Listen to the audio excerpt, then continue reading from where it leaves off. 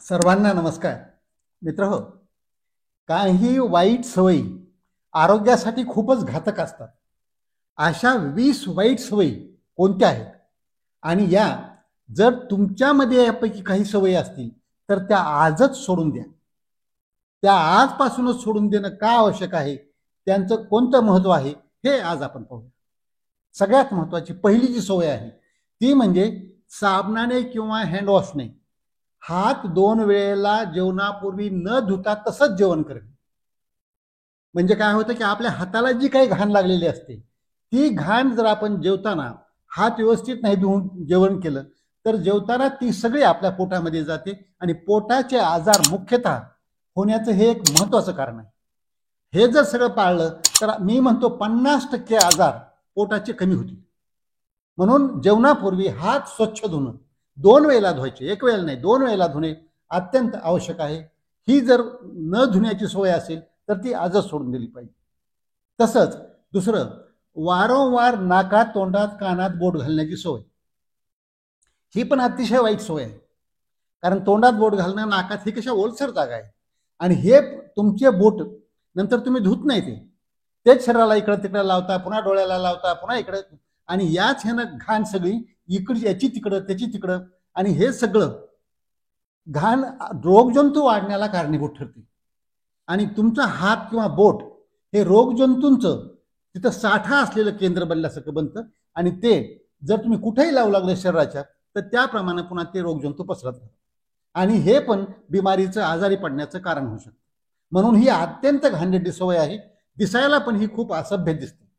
4 माणसांमध्ये कुठेही बसल्यानंतर त्या सगळ्यांच्या समोर नाकात बोट घाल, त्याच्यामध्ये तोंडात बोट घाल, कुणी कानाचं चाच घालून, असं नाही केलं पाहिजे.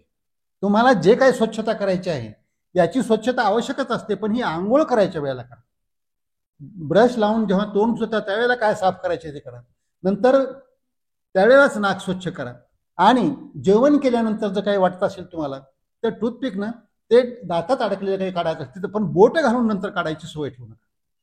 तसंच तिसरी सवय आहे, दररोज बेकरीचे प्रॉडक्ट्स, म्हणजे काय म्हणतो आपण फास्ट फूड किंवा जंक फूड्स, म्हणजे साठवलेले जे तयार करून फ्राईड जे असतात त्याला आपण डब्बा बंद, पाकिट बंद म्हणतो, अशा प्रकारचे अन्नपदार्थ खाण्याची खूप घरामध्ये सवय आहे. डब्याचे डबे असे फरसाण भरून ठेवलेले असतात, चिवडा भरून ठेवलेला असतो. असे पदार्थ जर खायची सवय असेल तर ही सुद्धा आजारी पडण्याला कारणीभूत ठरू शकते. तसंच याच्या पुढची, तुम्हाला जेव्हा खायचंय, जेव्हा जेवायचंय, तेव्हा ज्या ताटामध्ये काय जे घ्यायचं आहे ते ताटात घेताना अगोदरच अशा प्रमाणात घेतलं पाहिजे की आपली थोडीशी भूक शिल्लक राहूनच हे सगळं संपणार आहे. एवढं जास्त ताटात नाही घेतलं पाहिजे की ते शिल्लक राहिलं आणि वाटोळं केलं. कारण आपल्याकडे बरीच अशी लोकसंख्या आहे की ज्यांना पुरेसं चांगल्या क्वालिटीचं अन्न मिळत नाही. मग आपण हे अन्न वाटोळं नाही केलं पाहिजे. अन्न वाटोळं करण्याची जर सवय असेल तर काय म्हणतो आपण, अन्नपूर्णा देवी जे म्हणतो ती नाराज होत असते. हे तुम्ही म्हणाल अंधश्रद्धासारखं सांगता डॉक्टर तुम्ही, असेल कदाचित अन्न, पण हे काय म्हणतो मी की अन्न हे परब्रह्म आहे, हे नाही वाटोळं केलं पाहिजे. वाटोळं न करणं हे चांगली सवय आहे आणि अन्न सतत वाटोळं करणं किंवा जेवणामध्ये तसंच ताटात शिल्लक राहू देणं हे वाईट सवय आहे. त्याच्यानंतर पुढची जी आहे, स्वतःच्या आरोग्यासाठी नियमित प्रयत्नच न करणं. कुठलाच प्रयत्न करायचा नाही.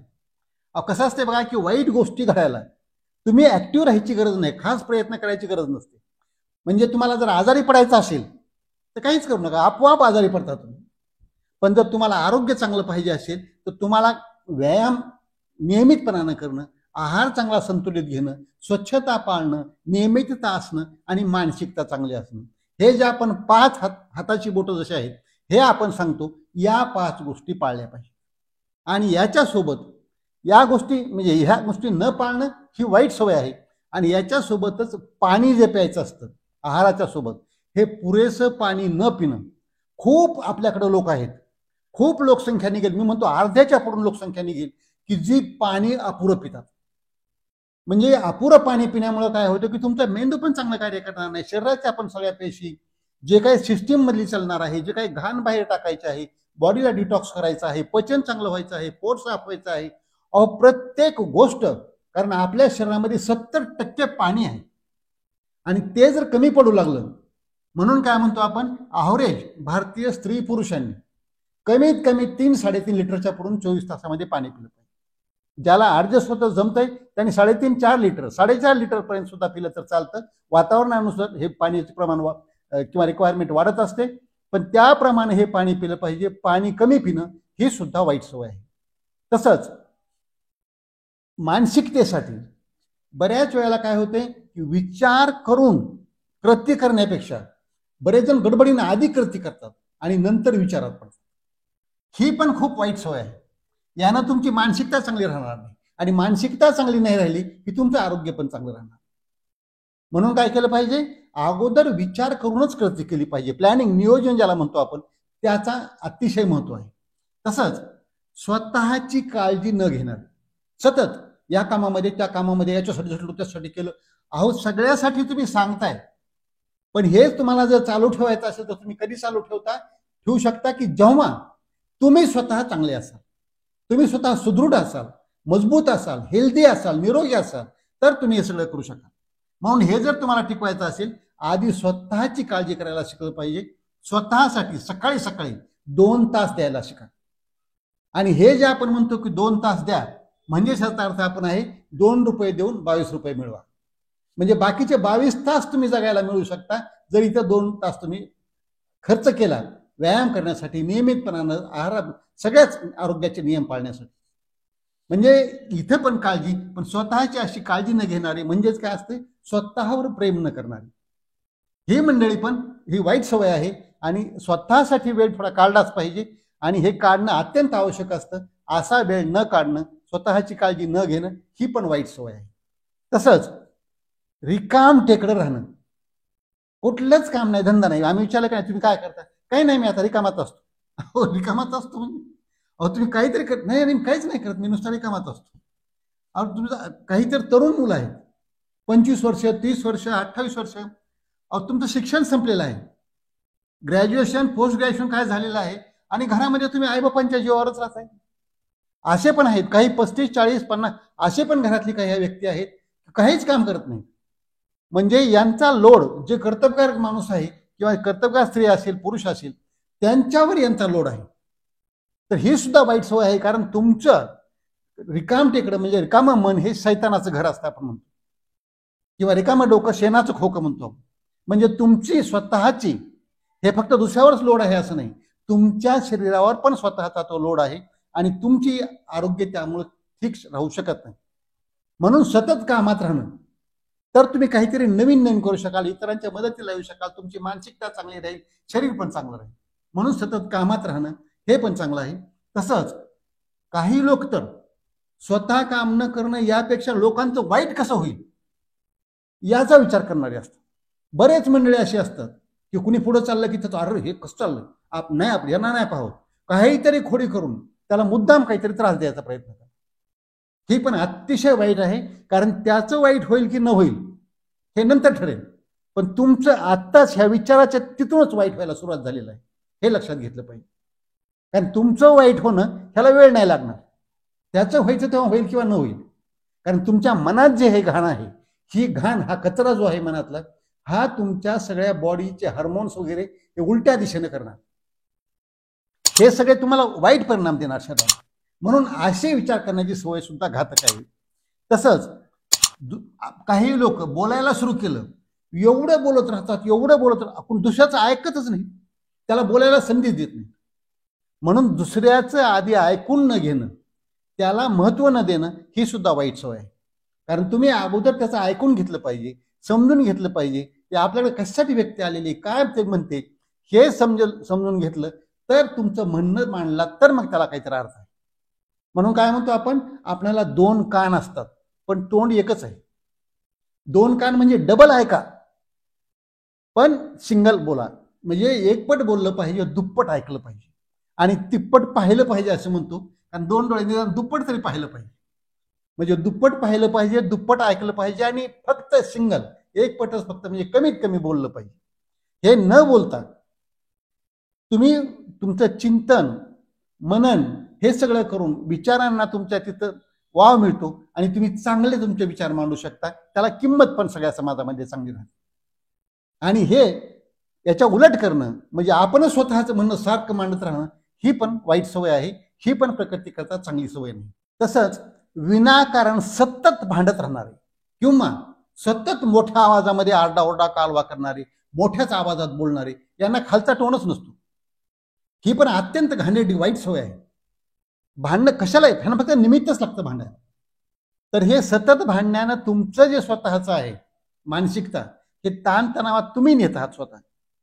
माणसं काय म्हणतात की चिता ही माणसाला मेल्यानंतर जाळते, पण चिंता जी असते किंवा टेन्शन जे असतं किंवा तुम्ही ज्या मूडमध्ये हे काम करत आहात हे तुम्हाला जिवंतपणे जाळायचं काम करतं. खेड्यामध्ये म्हणतात बघा, रक्त थेंब थेंब जळतं. अशा वागण्यानं ते दुसऱ्याला पण त्रास देत राहतात. तर अशा प्रकारचं वागणं पण ही वाईट सवय आहे. तसंच काहीही ध्येय न ठरवणं किंवा तुमच्या आयुष्याला काही पर्पज नसणं किंवा तुम्हाला उद्दिष्ट काही नसणं. अहो काय करायचं हे ठरलं पाहिजे ना. आणि हे न ठरवताच फक्त उठायचं, खायचं, झोपायचं, काम करायचं, पैसा खाणं, झोपणं, पैसा खाणं, झोप, फक्त एवढंच का? काहीतरी उद्देश पाहिजे. तुम्हाला तुमच्या आयुष्यात मिळवायचा असेल, स्वतःच्या दुसऱ्यांसाठी असेल, अहो काहीतरी इथं या जगामध्ये येऊन थोडंफार तरी नवीन काहीतरी बदल होण्यासारखं लोकांच्यासाठी तुमचं काहीतरी वागणं, तुमचं सगळं काहीतरी नॉलेज तुमचं कुठेतरी कामाला आलं पाहिजे, उपयोगाला आलं पाहिजे. या परीनं तुम्ही जगणं ही अत्यंत आवश्यक माणूस म्हणून ही गोष्ट आहे. हे जर करत नसाल तर ती सुद्धा वाईट सवय आहे. तसंच सामाजिक बांधिलकी एक जी असते, ही सामाजिक बांधिलकी, कारण या समाजाने सगळ्यांचे उपकार आहेत तुमच्यावर. तुम्ही लहान होता तेव्हापासून आईचे, वडिलाचे, नातेवाईकाचे, घरातल्यांचे, दारातल्यांचे, शेजाऱ्याचे, गल्लीतले सगळ्यांचे कारण तुम्ही आतापर्यंत जिवंत आहात या सर्वांच्या कृपेनं, या सर्वांच्या सहकार्यानेच आहात. आणि तुमच्यात जे काही चांगलं आहे ते सुद्धा हे सगळ्यांच्यामुळे आहे. याची जाणीव ठेवली पाहिजे. तुम्ही ज्या शाळेमध्ये गेलात, जिथं शिकलात, ज्यांनी तुम्हाला घडवलं, वाढवलं, एक एक पायरीवरती चढवलं, हे सगळं त्याची जाणीव ठेवली पाहिजे. याला म्हणतात सामाजिक बांधिलकी. हे नसणं सुद्धा ही वाईट सवय आहे. तसंच कृतज्ञता नसणारे जे असतात, म्हणजे कृतज्ञ लोक, काही कुणी कितीही त्यांच्यासाठी करा ते जाणीवच ठेवत नाही, ही सुद्धा अत्यंत वाईट आणि तुम्हाला खालच्या स्तराला नेणारी गोष्ट आहे. नुसतं मानसिक दृष्ट्याच नाही, आर्थिक दृष्ट्या, सामाजिक दृष्ट्या आणि आरोग्याच्या दृष्टीनं सुद्धा तुम्हाला ही खालच्या दृष्टीने नेणारी गोष्ट आहे. म्हणून ज्यांनी कुणी तुमच्यासाठी काही केलं असेल त्याची जाणीव ठेवा. कृतज्ञ असणं ही अत्यंत चांगली गोष्ट आहे. उपकाराची जाणीव ठेवली पाहिजे. तसंच तुम्ही विनयशील आणि नम्र असणं अत्यंत आवश्यक आहे. आपण कसं म्हणतो, एखादं झाड जर फळांनी भरलं तर त्याच्या फांद्या त्या फळाच्या ओझ्यानं खाली झुकतात. तसं तुमच्याकडे विनयशीलता, नम्रता पाहिजे. कारण जर तुम्ही खरे हुशार असाल तर तुम्ही उद्धट कधीच असू शकत नाही, आणि जर तुम्ही उद्धट असाल तर तुम्ही खरे हुशार असू शकत नाही. मग ह्या दोन्हीपैकी चॉईस केला पाहिजे. म्हणून ही विनयशीलता, नम्रता जर नसेल तुमच्यात आपोआप उद्धटपणा यायला चालू होतो, आणि हा उद्धटपणा असणं हे अतिशय वाईट सवय आहे. हे पण तुमचं आरोग्य सुद्धा त्याच्यामुळं खालच्या ह्याला जाऊ शकतं. तुम्ही आजारी पडण्याचं प्रमाण वाढू शकतं. तसंच आणखी एक गोष्ट की जेव्हा आपण म्हणतो की ह्यांची जाणीव पाहिजे, असं पाहिजे, तसंच एक मोठ्या स्तरावर जर विचार केला तुम्ही तर या ब्रह्मांडाच्या आकाशाखाली आपण राहतो, या पृथ्वीवर राहतो, तर एका देशामध्ये तुम्ही राहता. जसं आपलं घर महत्वाचं असतं तसं ह्या जगामध्ये आपला देश पण महत्वाचा आहे. आणि या देशाविषयीचं देशप्रेम, देशभक्ती, राष्ट्रप्रेम, राष्ट्रभक्ती ही मनामधून आतून असली पाहिजे. ही फक्त 15 ऑगस्ट 26 जानेवारीला दाखवायची गोष्ट नाही, ही असली पाहिजे आणि ती वागण्यामधून पण दिसली पाहिजे. ही नसणं ही सुद्धा अत्यंत वाईट गोष्ट आहे.